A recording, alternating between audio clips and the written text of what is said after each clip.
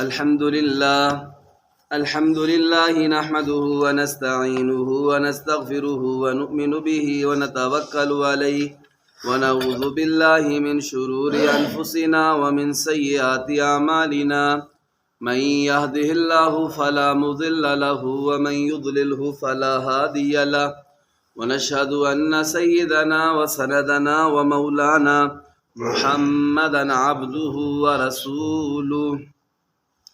أما بعد فأعوذ بالله من الشيطان الرجيم. بسم الله الرحمن الرحيم.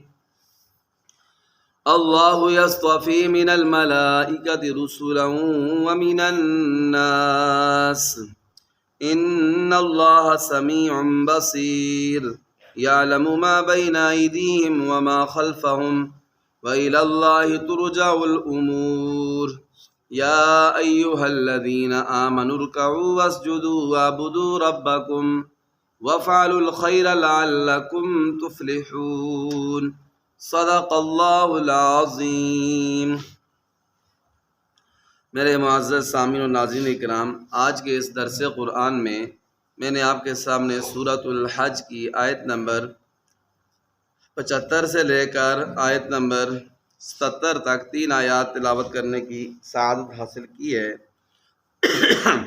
ان آیات کے اندر میں سب سے پہلی آیت میں اللہ تعالیٰ یہ ارشاد فرماتے ہیں، اللہ یصطفی من الملائکۃ رسولا ومن الناس. اللہ تعالیٰ فرشتوں میں سے بھی اپنے رسول چنتے ہیں اور انسانوں میں سے بھی. ان اللہ سمیع بصیر، اللہ تعالیٰ سب کچھ سننے والے اور سب کچھ دیکھنے والے ہیں. اب یہ ہے کہ یہ آیت اس وقت نازل ہوئی کہ جب مکہ کے مشرکوں نے یہ کہا تھا کہ انزل علیہ الذکر من بیننا، ایک قسم کے استہزاء کے طور پر، مذاق اڑانے کے طور پر ہمارے پیارے نبی علیہ السلام کے بارے میں انہوں نے یہ کہا تھا کہ کیا انزل علیہ الذکر، کیا اس پر اللہ کا ذکر یعنی قرآن نازل ہوا ہے ہم میں سے؟ اللہ تعالیٰ نے اس کو اپنا نبی بنایا جبکہ اور بڑے بڑے مالدار لوگ موجود ہیں. جب انہوں نے یہ مذاق اڑایا تو اللہ تعالیٰ نے اس کے جواب میں یہ آیت نازل فرمائی، اور اللہ تعالیٰ نے یہ بتایا کہ اللہ تعالیٰ فرشتوں میں سے جس کو چاہتے ہیں اپنا رسول بناتے، یعنی وہ اللہ کا پیغام لے کر نبیوں کے پاس آتے ہیں. اور فرشتوں میں جو رسول ہیں وہ 4 ہیں، ایک جبرائیل، ایک میکائیل، نمبر 3 اسرافیل، نمبر 4 عزرائیل. وَمِنَ النَّاسِ، اور اللہ تعالیٰ کہتے ہیں رسولوں میں سے بھی اللہ تعالیٰ جس کو چنتے ہیں، منتخب کرتے ہیں، اس کو اپنا رسول بناتے ہیں.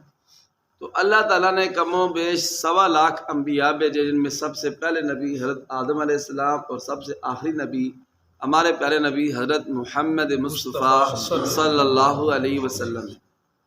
تو اللہ تعالیٰ نے ان مکہ کے مشرکوں کافروں کو یہ بتایا کہ اللہ کے نزدیک یہ مدار نہیں ہے نبوت کا کہ جو زیادہ امیر ہوگا یا زیادہ سونا ہوگا یا زیادہ بڑے خاندان والا ہوگا تو اللہ تعالیٰ اس کو نبی بنے، بلکہ یہ اللہ تعالیٰ کی مرضی ہوتی ہے.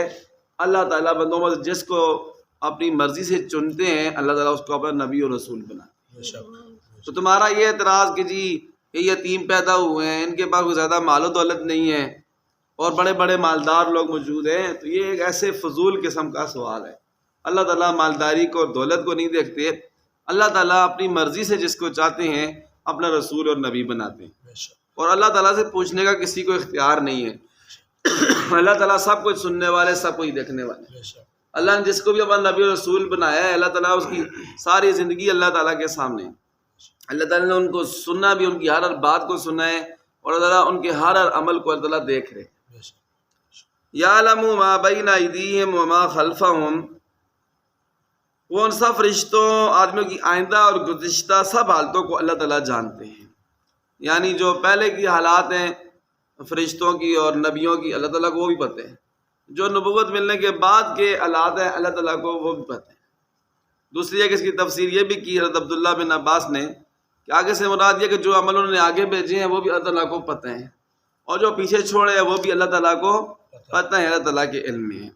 وَإِلَى اللَّهِ تُرْجَعُ الْأُمُورُ، اور اللہ ہی کی طرف سارے کاموں کا لٹایا جانا ہے، یعنی سارے اختیار اللہ تعالیٰ ہی کے ہیں۔ جو جتنی کائنات کا نظام چل رہا ہے یہ اللہ ہی کے حکم سے چل رہا ہے، اور اللہ تعالیٰ مختار کل ہیں، ساری کائنات کا اختیار اللہ رب العزت کے پاس ہے۔ یا ایھا الذین آمنوا ارکعوا واسجدوا واعبدوا ربکم، یہ آیت نمبر 77 ہے سورۃ الحج کی۔ اس میں اللہ تعالیٰ ارشاد فرماتے ہیں اے ایمان والو، آمنوا ارکعوا، رکوع کرو، واسجدوا، اور سجدہ کرو۔ رکوع اور سجدے کا ذکر ہے، اور مراد اس سے پوری نماز ہے کہ اے ایمان والو تم نماز پڑھو۔ کیا کرو؟ نماز پڑھو، پنجگانہ نماز کا تم اہتمام کرو۔ یہاں صرف رکوع اور سجدے کا کیوں ذکر ہے؟ اس لیے رکوع اور سجدے کا ذکر ہے کہ یہ نماز کے مین ارکان میں سے ہیں جو کسی بھی وقت ساقط نہیں ہوتے۔ دیکھیں قرات ساقط ہو سکتی ہے، ایک بندہ گونگا ہے وہ قرات نہیں کر سکتا، لیکن نماز اس کی بھی ہو جائے گی، وہ بھی ایسے کھڑا ہو جائے نمازیوں کے ساتھ، جس طرح نماز پڑھتے ہیں اس طرح پڑھے، اس کی نماز ہو جائے گی۔ تو قرات عذر کی وجہ سے عذر کے وقت ساقط ہو گئی ہے۔ اس طرح قیام ہے، نماز میں کھڑے ہونا، یہ بھی عذر کی وجہ سے ساقط ہو جاتا ہے۔ ایک بندہ کھڑے ہونے پر قادر نہیں ہے تو وہ بیٹھ کے نماز پڑھ سکتے ہیں، لیکن رکوع اور سجدہ یہ ساقط نہیں ہوتے ہیں نماز میں۔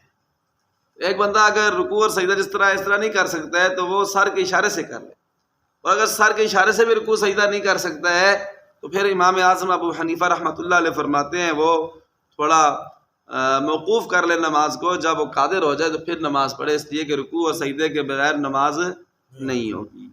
ذکر یہاں پر رکوع اور سجدے کا ہے، مراد پوری نماز ہے۔ کیا ایمان والو رکوع اور سجدہ کرو، وَاعْبُدُوا رَبَّكُمْ، اور اپنے رب کی عبادت کرو۔ اب رکوع اور سجدہ بھی عبادت ہے، آگے پھر عبادت کا ذکر ہے۔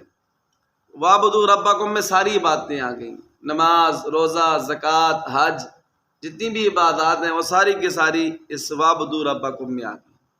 تو نماز کا ذکر پہلے اس لیے کیا کہ ساری عبادات میں سے افضل عبادت وہ نماز ہے، اس لیے پہلے الگ طور پر نماز کا ذکر کیا، اور اس کے بعد پھر فرمایا کہ باقی بھی جتنی باتیں ہیں وہ بھی ساری بجا لاؤ۔ وَفْعَلُوا الْخَيْرَ، اور خیر کے کام کرو، اچھے کام کرو، دوسروں کے کام آؤ اور نیکی کے کام کرو۔ لَعَلَّكُمْ تُفْلِحُونَ، اللہ تعالیٰ فرماتے جب تم یہ 3 کام کرو گے، ایک نماز پڑھو پابندی سے، ایک اپنے رب کی عبادت کرو، نمبر 2، نمبر 3 یہ کہ خیر کے جتنے کام ہیں کسی کام کو بھی ہاتھ سے جانے نہ دو، یہ معمولی سمجھ کر خیر کے کام کو چھوڑو نا، تو اللہ تعالیٰ یقیناً لعلکم تفلحون تمہیں کامیاب کرے۔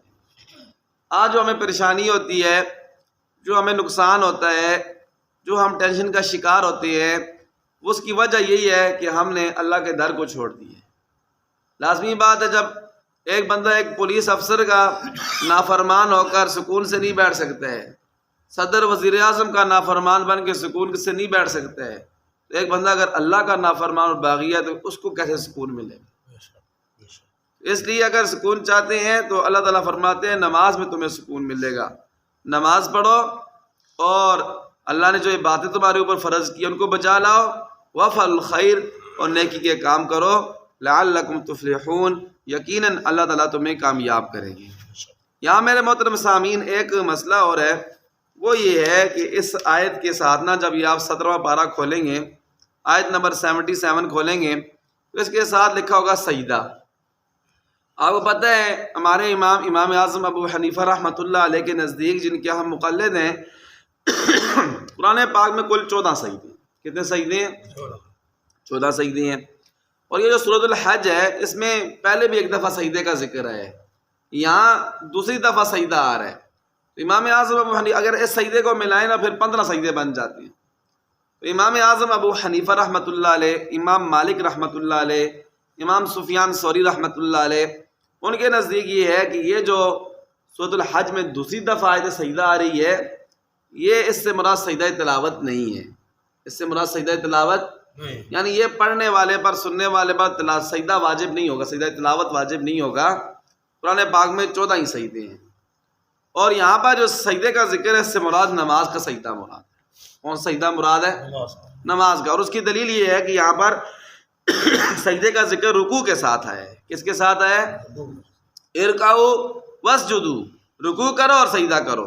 تو جب سجدے کا ذکر رکوع کے ساتھ آیا ہے تو اس سے مراد نماز والا سجدہ مراد ہے، تلاوت والا سجدہ مراد نہیں ہے. اسی طرح دوسری جگہ بھی ہے قرآن پاک میں واسجدی وارکعی مع الراکعین، سجدہ کرو اور رکوع کرنے والوں کے ساتھ. تو وہاں بالاتفاق سب مفسرین کے نزدیک نماز والا سجدہ مراد ہے. تو اس لیے یہ ہے کہ امام اعظم ابو حنیفہ رحمۃ اللہ علیہ، امام مالک رحمۃ اللہ علیہ، امام سفیان ثوری رحمۃ اللہ علیہ، ان کے نزدیک یہاں پر سجدہ تلاوت واجب نہیں ہوگا. قرآن پاک میں 14 ہی سجدے ہیں. تو دوسرے ائمہ حضرات ہیں امام شافعی رحمۃ اللہ علیہ ہیں اور امام احمد بن حنبل رحمۃ اللہ علیہ ہیں. ان کے نزدیک یہ بھی سجدہ تلاوت میں شامل ہے.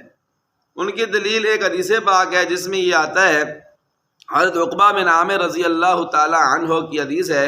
وہ فرماتے ہیں کہ میں نے اللہ کے پاک نبی صلی اللہ علیہ وسلم سے یہ عرض کی کہ اے اللہ کے نبی، کیا سورۃ الحج کو باقی صورتوں پر یہ فضیلت حاصل ہے کہ اس میں 2 سجدے ہیں؟ تو اللہ کے پاک نبی صلی اللہ علیہ وسلم نے ارشاد فرمایا، ہاں جو یہ 2 سجدے نہ کرے وہ ان آیتوں کو نہ پڑھے. یعنی حضور نے یہ فرمایا کہ ہاں اس سورۃ الحج میں کتنے سجدے ہیں؟ 2 سجدے ہیں. ایک یہ حدیث پاک ان کی دلیل ہے جو کہتے ہیں کہ یہ بھی سجدہ تلاوت ہے. اس کا جواب یہ ہے کہ یہ حدیث پاک سند کے لحاظ سے کمزور ہے. اس میں ایک راوی ہے جن کا نام ہے ابن لہیہ شاملت، جو ضعیف راوی ہیں، اس لیے اس کی سند قوی نہیں ہے، اس لیے یہ دلیل نہیں بن سکتی ہے. ایک اور دوسری حدیث پاک ان کی دلیل ہے جس کو وہ پیش کرتے ہیں. وہ حدیث پاک یہ ہے کہ حضرت عمر بن عاص رضی اللہ تعالیٰ عنہ کا بیان ہے. وہ فرماتے ہیں کہ اللہ کے پاک نبی صلی اللہ علیہ وسلم نے قرآن پاک میں مجھے سجدے کی 15 آیتیں پڑھائیں. 3 سجدے مفصلات میں، 2 سورہ حج میں. اس میں یہ ذکر ہے کہ سورہ حج میں 2 سجدے حضور نے بتائے. حضرت عمر بن عاص کی روایت ہے، لیکن یہ روایت بھی سند کے لحاظ سے کمزور ہے. اس میں ایک راوی ہے ان کا نام ہے عبداللہ بن منین کلالی، جو غیر معروف ہیں، اس لیے یہ حدیث پاک بھی ان کی دلیل نہیں بن سکتی. خلاصہ یہ ہے کہ ہمارے نزدیک امام اعظم ابو حنیفہ رحمۃ اللہ علیہ کے نزدیک قرآن پاک میں 14 سجدے ہیں، سجدہ تلاوت ہیں. جب بھی کوئی بندہ قرآن پاک پڑھے یا سنے ان آیت سجدہ کو تو اس پر سجدہ تلاوت واجب ہو جاتا. طریقہ تو آپ کو آتا ہے، سجدہ تلاوت کی نیت کر کے سیدھا سجدے میں جانا ہے، ہاتھ نہیں اٹھانے، سیدھا سجدے میں جانا ہے، 3 دفعہ یا 5 دفعہ سبحان ربی الاعلیٰ کہیں اور اٹھ جائیں، سلام نہیں پھیرنا ہے. بس اس طرح سجدہ تلاوت ہو. جدھر بیٹھے ہوئے ہیں، جدھر پڑھ رہے ہیں، فوراً کرنے بعد میں بھول جاتا ہے، اس لیے اس کو یاد رکھ رہے ہیں. اور یہ واجب اور ضروری ہے، اگر نہیں کریں گے تو گناہ گار ہوں گے. یہ ان 3 آیات کی مختصر سی تفسیر تھی جو میں نے آپ کے سامنے ذکر کی ہے. اللہ تعالیٰ سے دعا ہے اللہ مجھے اور آپ کو، ہم سب کو اس پر عمل کی توفیق عطا فرمائے. اب ان آیتوں کا ترجمہ سماعت فرمائیں. سورۃ الحج آیت نمبر 75 سے 77 تک. اعوذ باللہ من الشیطان الرجیم، میں اللہ تعالیٰ کی پناہ میں آتا ہوں شیطان مردود کے شر سے. بسم اللہ الرحمن الرحیم، شروع اللہ کے نام سے جو نہایت مہربان بڑا رحم کرنے والا ہے. اللہ یصطفی من الملائکۃ رسلا، اللہ تعالیٰ چنتے ہیں. مصطفیٰ ہمارے نبی کا نام ہے نا، مصطفیٰ کا معنی ہوتا ہے چنا ہوا. کیا کیا ہوا؟ یعنی مختلف چیزیں ان میں سے بندہ کوئی خاص چن لے، اٹھا لے، اس کو کہتے ہیں مصطفیٰ. تو ہمارے نبی بھی چنے ہوئے تھے، ٹھیک ہے، اس لیے ان کو مصطفیٰ ان کا ایک صفاتی نام ہے. تو یہاں بھی اسی کا ذکر ہے. اللہ یصطفی، اللہ چن لیتے ہیں، من الملائکۃ فرشتوں سے، رسولاً رسول یعنی اپنا پیغام پہنچانے والے فرشتے، ومن الناس انسانوں میں سے بھی اللہ تعالیٰ چن لیتے ہیں اپنے رسول، جس کو اللہ چاہتے ہیں اپنا رسول بناتے ہیں. ان اللہ سمیع بصیر، اللہ تعالیٰ سب کچھ سننے والے، سب کچھ دیکھنے والے ہیں. یعلم ما بین ایدیہم، اللہ تعالیٰ جانتے ہیں جو ان رسولوں نے آگے بھیجا، وما خلفوں جو پیچھے چھوڑا، اور یا اللہ تعالیٰ ان کے اگلے اور پچھلے حالات سارے جانتے ہیں. وَإِلَى اللَّهِ تُرْجَعُ الْأُمُورِ، اللہ ہی کی طرف سارے کاموں کو لٹایا جائے گا. یا ایھا الذین آمنوا ارکعوا واسجدوا، اے ایمان والو جو مسلمان اپنے آپ کو مسلمان کہتے ہو، کلمہ پڑھتے ہو، تو نام کے مسلمان نہ بنو بلکہ کام کے مسلمان بنو. کیا کرو؟ کام کیا کرو؟ ارکعوا، رکوع کرو، واسجدوا، سجدہ کرو. ذکر رکوع اور سجدے کا مراد پوری نماز ہے، 5 ٹائم پوری نماز پڑھو، وَاعْبُدُوا رَبَّكُمْ، اپنے رب کی عبادت کرو، وَافْعَلُوا الْخَيْرَ، خیر کے کام کرو، خیر کے اچھے کام کرو، لَعَلَّكُمْ تُفْلِحُونَ، یقیناً تم کامیاب ہو جاؤ گے۔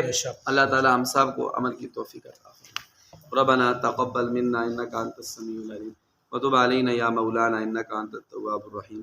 مولا ہماری حاضری قبول فرما، نماز فجر قبول فرما، درس قرآن قبول فرما، عمل کی توفیق عطا فرما، کمی کوتاہی معاف فرما، جتنے بھی ایمان والے فوت ہو چکے ہیں ان کی بخشش فرما، جو بیمار ہیں گھروں میں اسپتالوں میں، ہم حاضرین میں سے ہیں، جو بھی بیماری ہے سب بیماروں کو شفاء کاملہ عطا فرما، صحت عطا فرما۔